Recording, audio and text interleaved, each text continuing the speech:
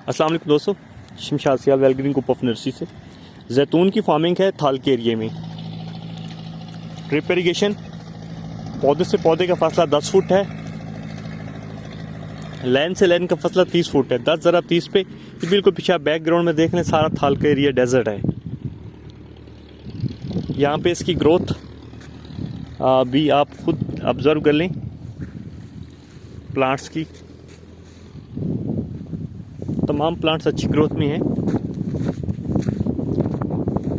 अभी इस बाग को 1 साल इसकी एज हो चुकी है। तो थाल के इलाके में रेत में ये बेहतरीन कामयाब सक्सेसफुल है। अगर ऑलिव की प्लांटेशन आप जैतून की करना चाहते हैं, इसकी प्रोडक्ट्स बना के सेल करना चाहते हैं, इसका ऑयल बेचना चाहते हैं, तो आप इसकी फार्मिंग इन एरियाज़ के अंदर भी ज़मीनें ख़रीद के कर सकते हैं।